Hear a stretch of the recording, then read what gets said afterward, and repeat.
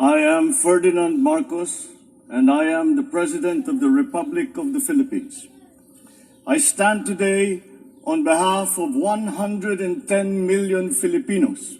Ladies and gentlemen, fellow workers in government and members of the press. The 43rd ASEAN Summit and related summits demonstrated that countries around the region are committed to regional cooperation and multilateralism, but remain challenged in promoting peace, security, stability, and prosperity in the region. I was able to participate in 12 leaders-level meetings, including with Australia, Canada, China, India, Japan, the Republic of Korea, and the United States, and the United Nations. In these meetings, I promoted and highlighted key interests of ASEAN, such as food and energy security, migrant workers protection, climate change, and digital transformation, issues that are of strategic importance to the Philippines. Fellow ASEAN member states and some external partners highlighted the importance of a rules-based international order.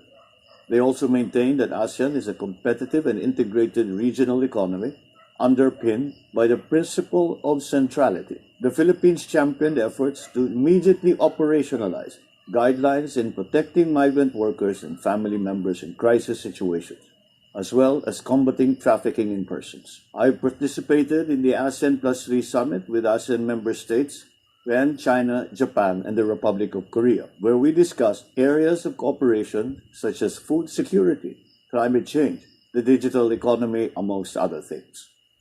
I also attended the East Asia Summit, which is the premier leaders-led forum on broad, strategic, political, and economic issues of common interest and concern. We discussed regional and international issues, during which I emphasized the importance of a rules-based international order, especially in the disputes in the South China Sea, inasmuch as they affect not only our nation, but the entire region. I reaffirmed that the Philippines is committed to the peaceful resolution of disputes and called on all countries to continue upholding freedom of navigation and overflight in the South China Sea.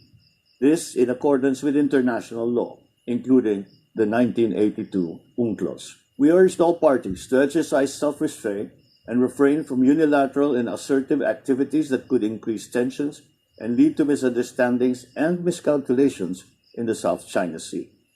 We also discussed significant regional and global issues, including the situation in Myanmar, the denuclearization of the Korean Peninsula, and the conflict in Ukraine, amongst other crisis areas. I met on a bilateral level the leaders of Cambodia, Canada, Cook Islands, India, Republic of Korea, and Vietnam, as well as with the president of the World Bank Group, where we had a robust and candid and very productive discussion. I also held informal talks with the Japanese Prime Minister Fumio Kishida and U.S. Vice President Kamala Harris on strengthening cooperation in key areas of mutual interest. On the sidelines of the summit, I met with top executives of select Indonesian companies who are looking at the Philippines to further expand their presence.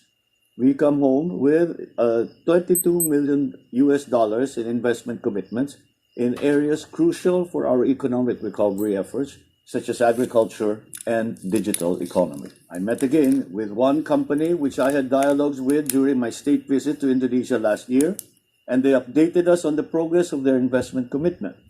This is a clear testament that together we can make it happen in the Philippines. I also witnessed the signing of the Philippines-Republic of Korea Free Trade Agreement, which clearly demonstrates the shared commitment of both countries to their mutual economic growth and development. The FTA will strengthen our bilateral trade and investment relations with the Republic of Korea, especially as it generates jobs and contributes to the Philippines' value proposition as an ideal regional hub for smart and sustainable investments. The signing of the FTA is a testament to the realization of the many opportunities for complementation and collaboration between the Philippines and South Korea, and an even greater milestone for our economic friendship.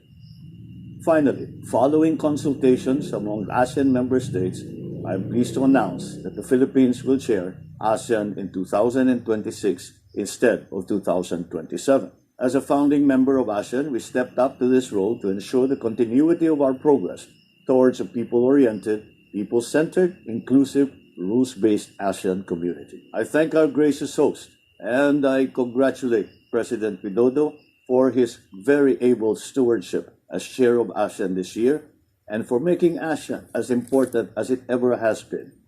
I also thank them for their very warm hospitality to the Philippine delegation, and I look forward to the able leadership of Lao PDR when they host ASEAN in 2020. Maraming salamat at magandang gabi po.